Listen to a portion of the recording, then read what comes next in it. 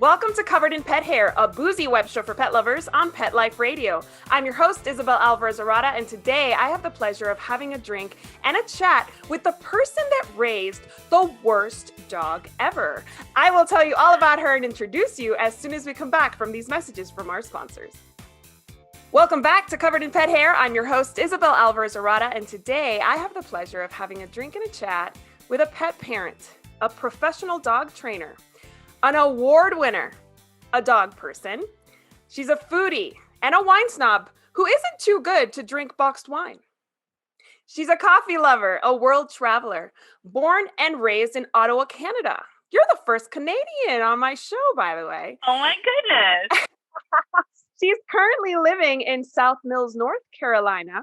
She's a wife to Tim, dogma to a black lab by the name of Sweet Carolina Rhubarb Pie, rhubarb for short. And she's the author of the award-winning book, Raising the Worst Dog Ever, a survival guide. She is Dale Ward. Welcome, Dale. It's so good to have you on the show. Hi, it's great to be here. Been looking forward to this. I know, me too. I am so excited. I love the concept of your book, which we're going to get into in a second. But before I go any further, anybody participating in our drinking game today, anytime you hear this word, make sure you take a drink of whatever you're enjoying, but be of age wherever you're joining us from. Please never drink and drive and always drink responsibly. What are you drinking today, Dale? I am drinking a Sauvignon Blanc from California.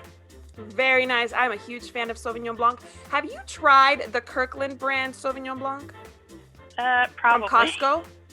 Okay, well, maybe not. I don't know. Don't go to Costco, so. Yeah? Yeah? You have to. It's like $5-6, and I'm pretty sure it's a much more expensive label, parading around with a Kirkland label. So you have to try it. Okay, I will do. My mom and I drink that very often. It is our favorite. And again, it's like $6. Perfect. Insider tip. And I do love Costco. I go there often. So I'm kind of an insider at Costco. Well, I am having today a chamois mango sunrise. That's what this is. Wow. I haven't even tried it yet.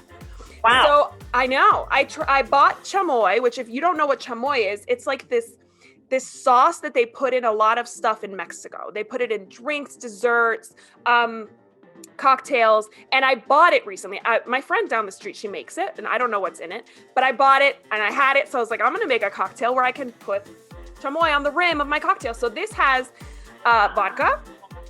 This has mango puree that I actually made by defrosting one of my kids' popsicles because I didn't have mango on hand.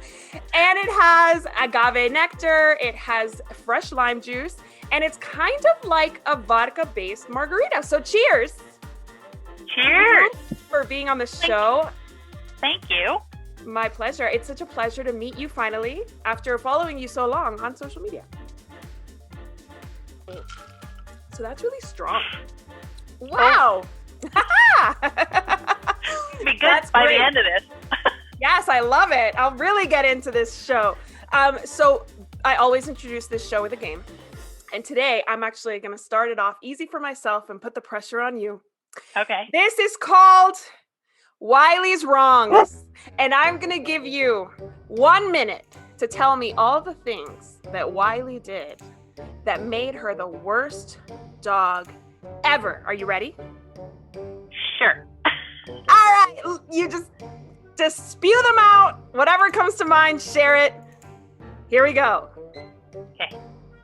Okay, she was in the house for about 30 seconds when she went and peed on her brand new dog bed as a puppy, and that's where I learned to buy a dog bed with removable cover. So that was the first one. She ruined the entire maple floors, the brand new maple floors in the house. If you get down and look sideways and the light's right, it's full of claw marks. I mean, full. We're planting oak trees, and we had about at least 100 oak trees planted by hand with little flags marking them.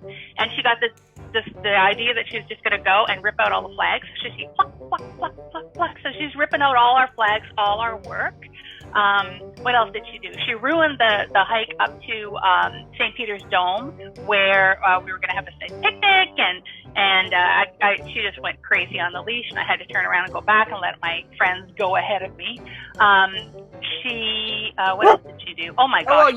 You're already over 1 minute here. And I bet well, based on the fact that you wrote a book about it, I'm sure that you could go on all day.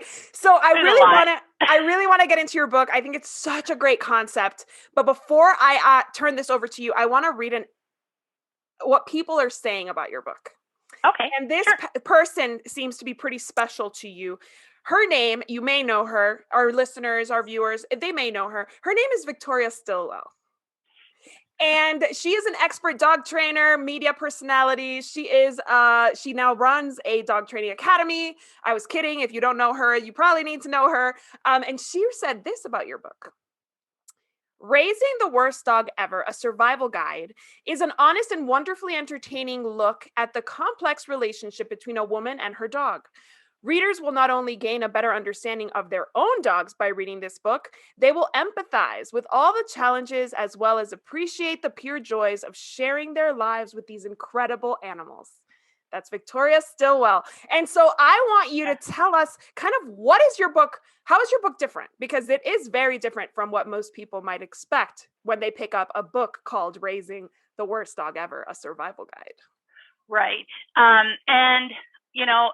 There's a lot of great dog training books out there. I mean, the place is flooded. They're everywhere. And now it seems like more and more people are authoring their own books.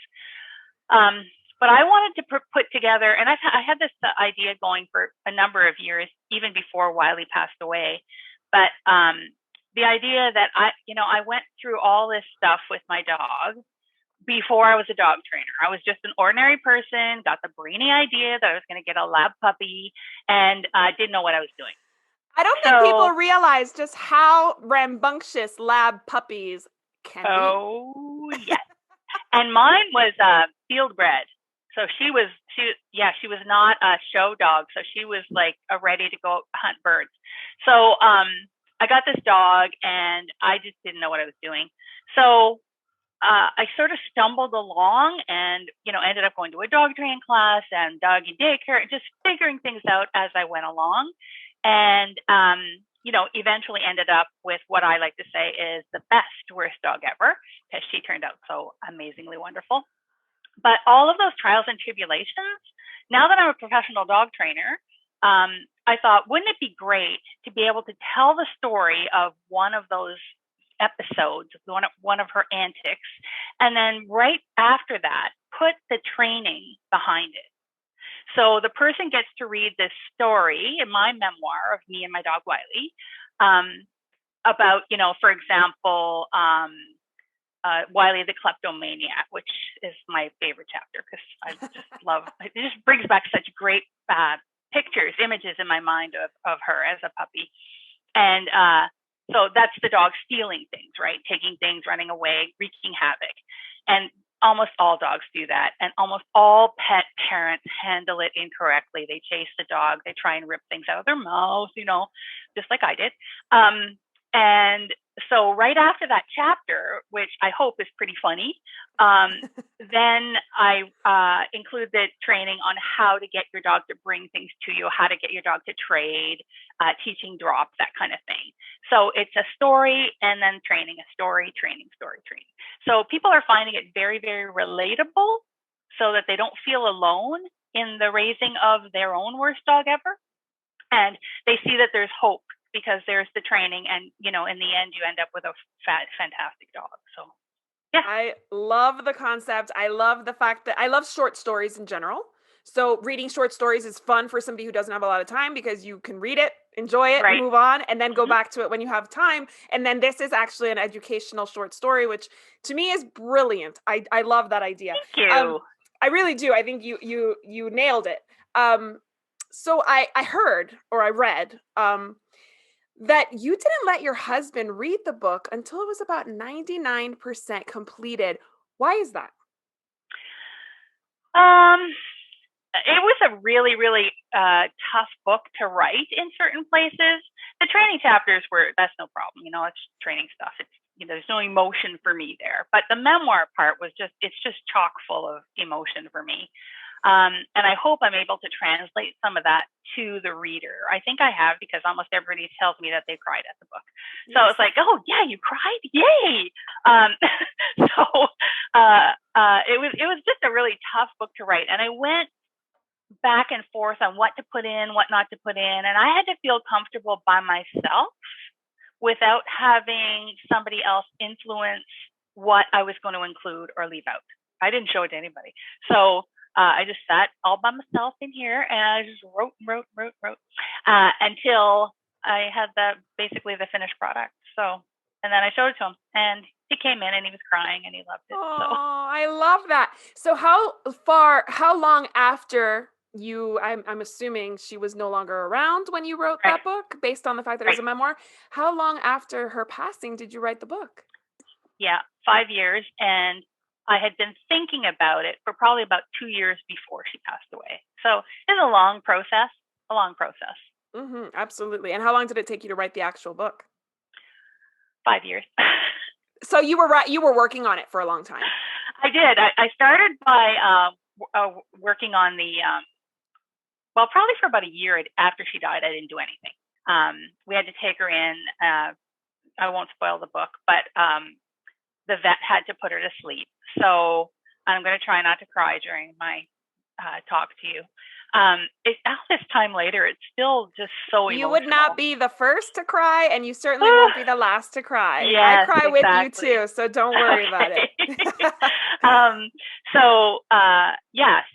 it was a very traumatic end. So I came home that day, and I think it was probably, maybe 1 or 2 days later. I have some rituals that I did in those first moments at home, but I just came into my office and I had a feeling that I had known I wanted to write something to honor Wile E, but I wasn't sure what it was going to be. But that 2 days was so traumatic. I thought, I've got to write this stuff down. So I just came into my office.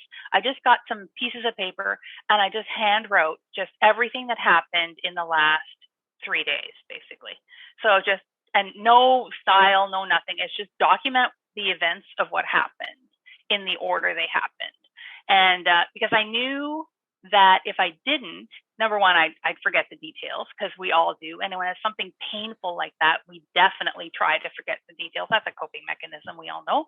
So I didn't want to forget those details. Yes, I did, but I wanted to document them so I'd have them later.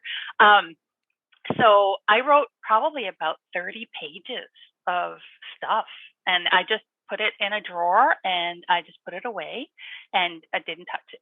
So about a year later, I decided, well, maybe I'll start writing some, working on table of contents and start writing some of the training stuff, because that was the easy part. So I did that, and then I started, one chapter at a time, just some of the antics that she did and that we lived through, and just started writing the little stories, and then sort of put it all together, and there it was. That's awesome. That is so good, because that's such a good way to channel your pain into something that's going to be healing down the line. Even though I'm sure it was not easy to document all that, it was. No. There was a healing aspect to it. Yeah, there very much so. The last chapter of her life that's in the book. Oh my gosh, you have no idea how many times I started that and then put it away, and then started it and put it away, because I was like, start, cry, put it away, start, cry, put it away.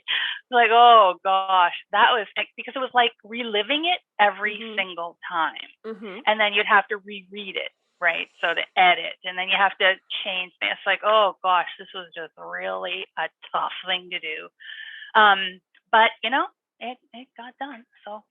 Talk about a labor of love, like truly. But definitely, I think yes. Raising the worst dog ever was probably also a labor of love. And I want to get into that a little bit more, about misbehaving dogs and what we do, because we love them and we got to deal with them, but they really test our limits sometimes. And I want to dig into that a little bit more as soon as we come back from these messages from our sponsors. Welcome back to Covered in Pet Hair. I'm your host, Isabel Alvarez-Arata, and today I'm speaking to the author of The Worst Dog Ever Survival Guide. And I really want to know just how bad Wile E was, the main character of this book. I want to know just how bad she was compared to my Socks, because I'm going to show you a picture of my Socks. Socks was a terribly difficult dog. She was gorgeous. And she was like, we looked at her in the yard and we were like, she's like a lioness in the Serengeti. She was just so wild and so beautiful. Hound shepherd mix, a nightmare. She was a nightmare in many ways, but I adored her. We were just talking about how much I missed petting her because she had the softest fur I've ever pet in my life. So this next game, to get us started on this second part of the show, it's called Never Have They Ever. And what we're going to do, it's a drinking game. We're going to drink every time I say something that our dogs did. Okay? So if your dog did it, you're going to drink. If your dog didn't do it, you don't have to drink. You ready to play? I'm ready to play. All right, so here we go. Never have they ever stolen something. So if Wiley stole something, you drink. If Socks stole something, I drink. Oh, she's drinking. I'm not going to drink because I don't think I remember Socks stealing anything. Well, I'll drink another one for you. I'm actually going to drink. Actually, I'm going to drink. I just remembered she used to steal all of Titan's toys. Okay. So I guess that counts. What did yours steal? Oh, my goodness. Paper towels, everything out of the bathroom trash at people's houses, too. Like visiting people that come strutting out with bathroom trash. It was, like, terrible. Socks. I mean, name it in the house. I mean, it went in her mouth. Rocks outside. Oh, my gosh. Oh, gosh. Field markers. You know. Anything she could sink her teeth into. Anything. My husband's work gloves when he's out trying to work, you know, and he put them down and gone. Yeah, I mean, anything. Yeah. Oh, my gosh. Okay, next one. Never have they ever eaten a full bag of bread. Socks ate a whole bag of hot dog buns and then had us up all night with an upset stomach. But I guess Wiley missed that one. Wiley did not do that one. She ate rocks instead. The only reason Wiley didn't do that is because we kept the counters 100% clear because that dog really made us be good housekeepers. That's for sure. Yes, okay. So in my defense, that happened at my ex's house. I shared custody of Socks for a long time. And lucky for me, I picked her up that afternoon, and I was the one who was taking her out in my condo, so not even to the yard, like down the stairs and into the doggy area. Oh my gosh. All night long. Yeah. Thanks a lot, you know who. All right. Next one. Never have I ever run away from never have they ever run away from home. So she did run away from home, did she? She did. She didn't really run away. She walked out the fence that somebody had left open. Don't know who that would be. And she just went home with somebody. Somebody was walking in the neighborhood, and she was like, "Oh, you could be my new family." And she went home with them, and they tried to shoo her away. And she was like, "No, I'm just gonna go with you." And she trotted right in their house and just lay down. That's oh my gosh, family. So Socks was a little bit scared around strangers, but she did the same thing. She walked out of a yard. I won't mention who, but it wasn't my yard. She was staying with some relatives, and they forgot the door, the yard, the gate, and both of my dogs, Titan and Socks, ran out. Gosh. Socks apparently got in somebody's car. They brought her home. She was the perfect lady, and usually she was like Cujo. So like I'm not really sure like what these people gave her. But she jumped in their car on 236 in Northern Virginia, which I'm sure some people watching know that street. You don't want your dog walking on that street. So thankfully, she just jumped into their car.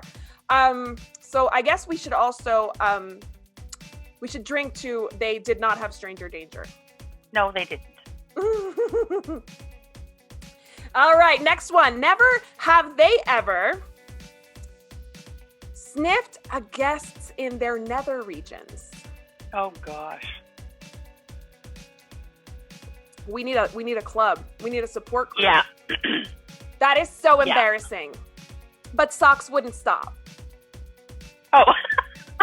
She just like that was her investigative report every time we had somebody come in.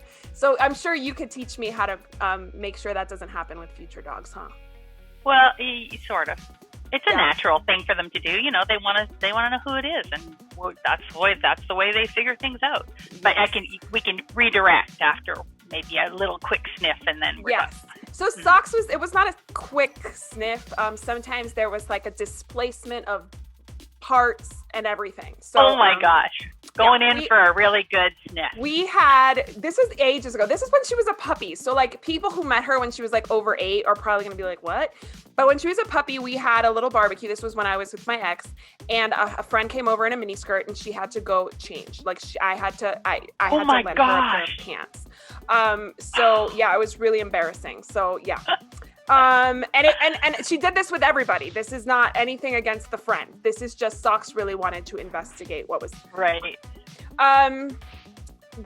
Never have they ever bitten a stranger. Yours was not that bad if she didn't bite anybody. Oh, she was not aggressive at all. She was the opposite end of things. She was the over friendly. She was like, and you know what? You could hurt they could hurt somebody if they're too overly friendly and like. She did. Okay. Never have I ever had a dog run into a 8-year-old and give her a black eye. Oh my goodness. Okay, yes. So, all right.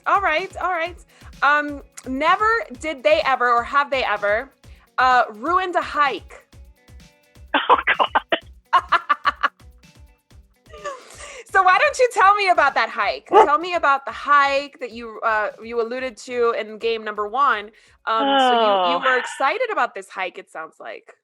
Yeah, we had Tim's son and our daughter-in-law over from Texas. It was a big visit, you know, and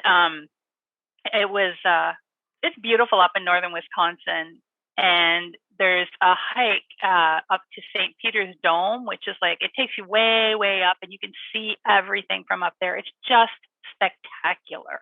And I'd been there before. We wanted to bring them, right? Let's like share our beautiful area. And so made a picnic lunch and packed everything, and it was like going to be a great day. We took 2 vehicles because, 2 couples plus, the maniac dog. So we drove up there and parked at the trailhead, and I started out with her on a flexi lead because, those doing leads, the 26 feet of hell. Anyway, a retractable leash?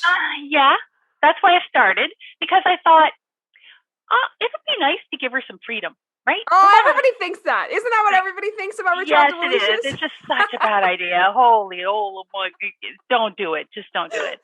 And so we start out, and I figure I'm fast because I can, hit the button. It's like, ha. Mm-hmm. Dogs are so fast. Yes, you hit and pull and hit and pull and hit and pull. Or just lock it, By the time I was like, maybe 5 minutes into the hike on the trail, and at first it was a pretty wide trail, maybe 6-7 feet. But as we went, it got narrower.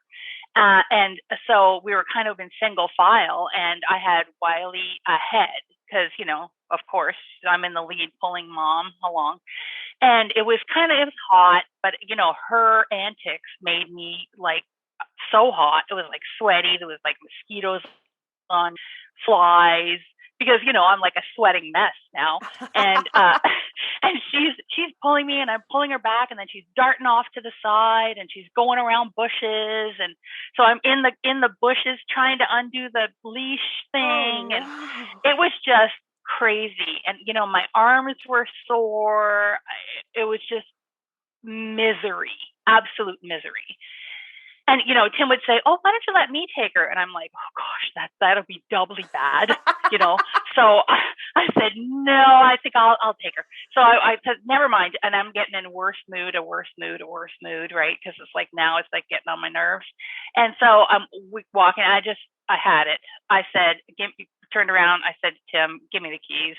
He's like, what? What are you doing? I said, give me the keys. We're going home. You guys go ahead. Enjoy your picnic. That's what. Enjoy your picnic. Give me the keys. And me and Wiley walked back down, walked out to the car, got in the car, and there she was. She's like, I don't know what's going on, but I'm having fun, and the tongue's hanging out.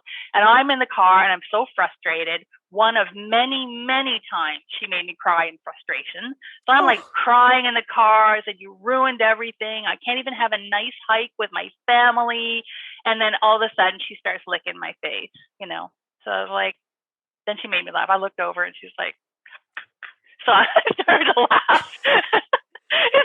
That's the great thing about dogs. And I think actually they do that better than children. Cause like if my kid like ruins a hike, it takes me a lot longer than them licking my face to get over it. So like dogs have this like special ability and this knack for like making us get over it like this.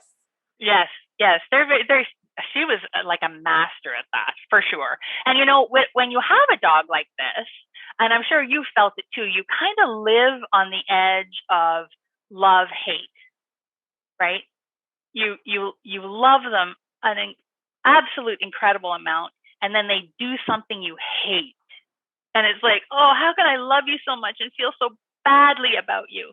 But yeah, that's where I lived for, I'd say the first 3 years, maybe. Yeah.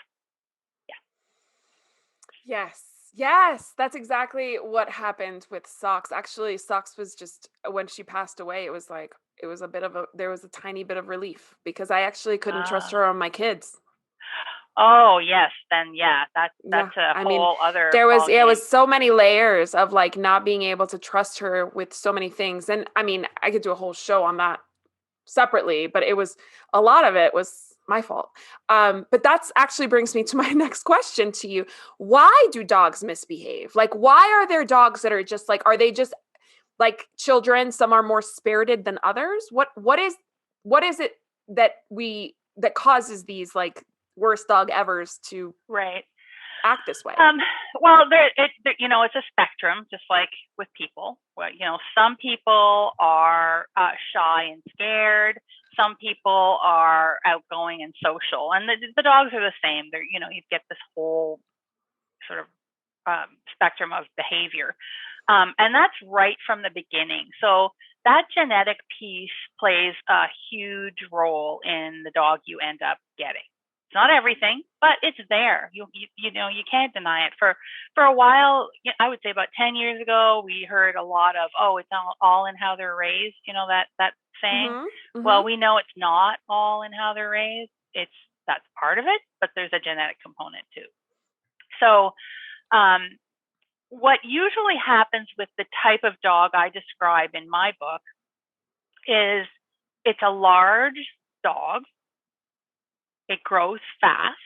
Okay, so what's cute as a puppy, all of a sudden the dog weighs 40, 50, 60 pounds. It's not cute anymore, but they have done nothing to teach the dog appropriate behavior. So they just continue this puppy nonsense. Puppies biting everything, puppies jumping, puppies doing all the things puppies do. And the humans, because these puppies are so cute, we're reinforcing that behavior by giving them what they want, like attention or petting or playing, and even if we don't intentionally want to reinforce this behavior, like puppy biting, that's probably the worst one, because I spent my whole, I don't know how many months of my arms just like totally bloody and ripped to shreds, but we reinforce it because even if we say no and push the puppy away, that puppy likes that. They like it when you talk to them. They like it when you touch them. So they just come back at you again, and you push again and they come back more, and they're like, yes. So inadvertently we reinforce a lot of behaviors. And then you end up with a 7, 8, 9 month old dog who's basically adult size acting the same way as it did when it was, 12 weeks old. Right. So those are the most common ones, where you just have a rambunctious dog that you never taught what you wanted them to do. And then you also inadvertently reinforce the stuff you hate, which people really get angry when they realize it's like, oh my gosh, you mean I caused this? It's like, well, yeah, partially. Yeah. Yeah. Yeah, you did. Yeah, you did. So with socks, I know that we caused a lot of it.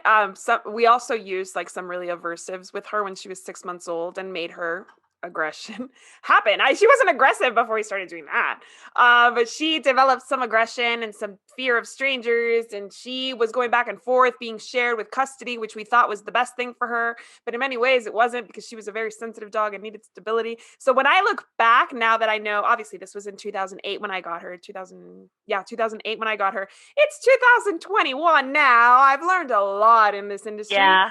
I look back and Yeah. I'm like, yikes, we did a number on that poor dog. Yeah, yeah. I'm, when I think back about, look at Wiley, it's like I'm shocked that she turned out the way she did, and really, it was only because the veterinarian I was seeing told us about that positive reinforcement class that we ended up attending, which I had never heard the term before. All I knew was I did not want to choke and yank on my dog. I just didn't want to do that. I did that when I was young, when that's all we knew. But it was hard and I hated it. And the vet told me about his class and I'm like, what? And so it was kind of shocking because we lived basically in the middle of nowhere in northern Wisconsin up by Lake Superior. And so I had to drive 45 minutes to this class. And it was the best thing I ever did. It changed my whole life, basically. So yes, it sounds like it. Yeah. So how old was Wiley when you became a dog trainer? Oh gosh. Wiley was maybe, by the time I finished school and mentorship, it was probably about, she was probably, nobody's ever asked me that question. 4? Oh, that's perfect. So were you able to work with her? You developed your techniques working with her? That's wonderful. That's so cool. Yeah. Oh yeah, she's definitely the reason I'm a dog trainer. 100%. Yeah. I see that a lot on this show. There's always a dog that is attributed to that change in career that landed them in the pet care industry. And I love that. Or pet, like obviously not just dogs, but cats too, have been credited with that big life change that like made all the difference. So really quickly, and I know that this is very, very, very, very like profound, and like there's a lot of things to unpack when you do dog training. So like I don't expect you to go into all the details, but like when you have a naughty dog and you hire a dog trainer like you, what can you expect from like your lessons? I'm sure that this is not something that is addressed in one dog training visit or dog training consultation. It's not. But if we have naughty dogs, it's typically things like my dog is chewing all my shoes. My dog is chewing the couch. My dog is counter surfing. I'll drink to that because Socks did that. Yeah. So those are the typical ones, right? So even in one lesson, I always start these kinds of things with a behavior consultation. So it's a 2-hour appointment. And I really make sure I focus a lot on what dogs are as little beings, and I try to get them to unlabel their behaviors from good and bad. I don't like that. I just tell them they're just dog behaviors. Your dog's not doing anything that any other dog wouldn't do. So your dog is normal. People are always relieved to hear that they have a normal dog. And then really I feel as a mother, I feel that too, right? Like I feel that like when somebody tells me that my toddler's complete and utter meltdowns are completely developmentally appropriate, not only to be expected, but appropriate. I'm like, right.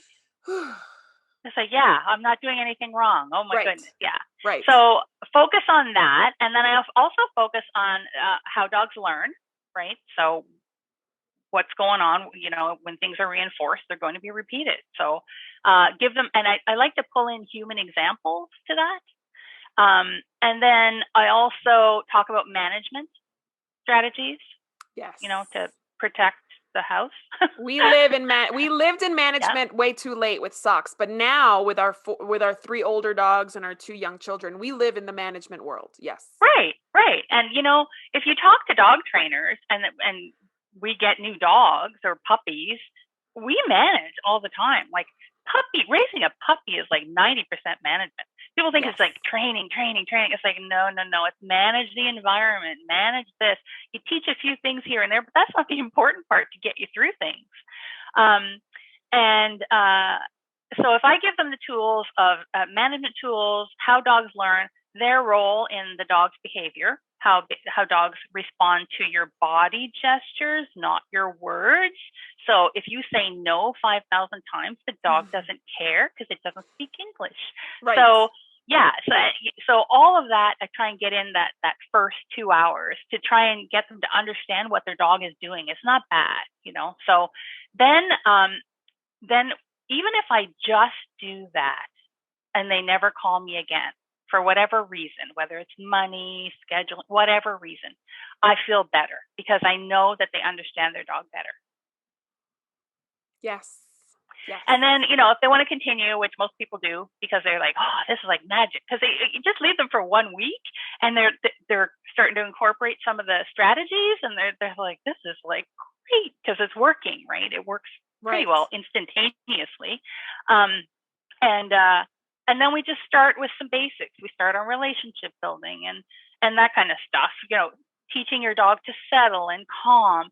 And that's the other focus that we have to sort of bring back is, you know, that old adage, a tired dog is a good dog. It's like, no, because I was actually going to ask you about that. When I was planning my first game, I was like going to do a myths, but then I scrapped it because I'd rather learn more about Wile E. But that's something that I was going to ask. A tired dog is a good dog is something that I was told when I adopted my dogs in 2007, 2008. Oh, it's all over the place. You still see it everywhere, right? It's like, really? Oh, I got to see that? Yes. And I did it to Wile E because if I didn't play at least two 45-minute ball playing sessions a day with her, I couldn't live with her in the house. She was just bouncing off the walls. Right. So my solution was, because I didn't know, go outside and throw the ball. And she would go forever with that dog. They won't stop. No. She loved it. And so I created this super athlete out of her. She was incredible, you know, and you could see it in her face, the shot of adrenaline she got, you know, and the endorphins were like, oh yeah, this is great. No wonder she didn't want to stop, right? So, so don't do that with your dogs unless you want that kind of dog, you know, unless you've got, you know, you're going to use your Labrador Retriever as a gun dog. So, but even then, you know, you still want to live with them in the house. Right. You know? And you want to give them some training and boundaries and teach them how to calm down, teach them how to settle, you know? So people think you don't teach that, but that's my number one thing when I get into, I'm actually going to meet a new client tomorrow. And that's the first thing we're going to do is let's teach the dog how to calm down. Can you teach my almost 4-year-old how to settle, please? Yes. Yes. It's not rocket science. You can do it. Yes. But, you know, you have a family and kids. And it's like, I know, that's the a lot. thing. Oh, I was talking about the kid. I was talking about the 4-year-old's kid. Oh. We need to teach him how to settle. He yells and I'm like, why are we yelling? So I want you to tell us how our viewers and listeners on Pet Life Radio, how can they reach you if they want to learn more, and where can they get your book? Because I think everybody should be reading this and giving it as gifts. I think it's so wonderful. Look, there it is. Here it is. Raising Worst Dog Ever. You can get the book virtually anywhere. Just go online. Amazon has it. You can read all the reviews on Amazon. Dog-Wise Books has it. And then everywhere else books are sold online. So Books A Million and IndieBound and all the booksellers, you just have to go put it in there and it'll pop up. But we can apparently buy the book signed by you somewhere, right? Yes, you can. You could go to my website. I have two websites. The one for the book is WORST.DOG.EVER.com. And you'll find on the landing page, the home page, you'll find instructions on how to get one signed if you want one signed. Or you can just order one, and the Amazon button's there too. So you can always go there. And then on that website, you'll also find pictures of Wile E and pictures of me and all kinds of information and some of the reviews and stuff. So there's fun stuff to look at there too. And then, my website for my dog training business is daleward.positively.com. So you can definitely go there and read about all my dog training stuff. And I'm on, all the social media stuff too. So you can find Perfect. me. You can find me. Fantastic. So I want to read just a little bit more about the book, if that's okay with you. Sure. All right. Yeah. So this is chapter 1, the beginning. And then there was Dog. She was the best of dogs. She was the worst of dogs. It was the age of good intent. It was the age of blunder. It was the epoch of hope. It was the epoch of sorrow. It was the season of unconditional love. It was the season of frustration. It was the spring of birth.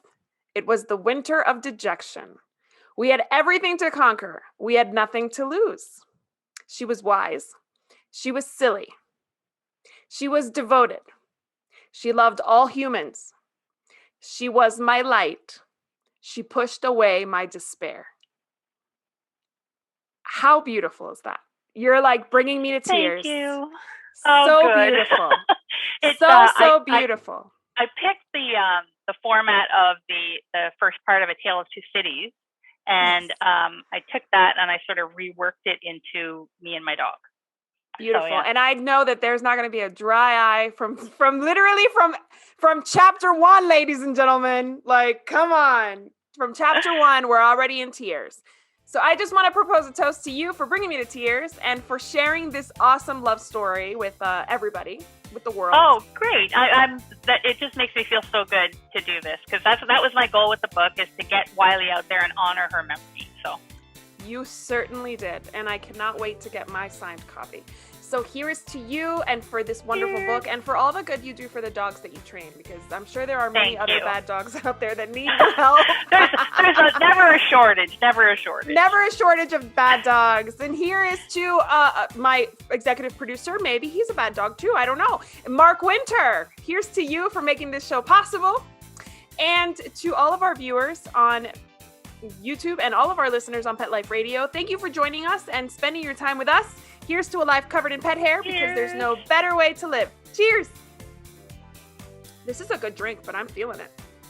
I'm definitely feeling my wine. It's like only 4 in the afternoon here. So It's only 3:15 here. So anybody who wants to learn more about Covered in Pet Hair, please visit coveredinpethair.com or petliferadio.com. Thank you for watching, and we'll see you next time.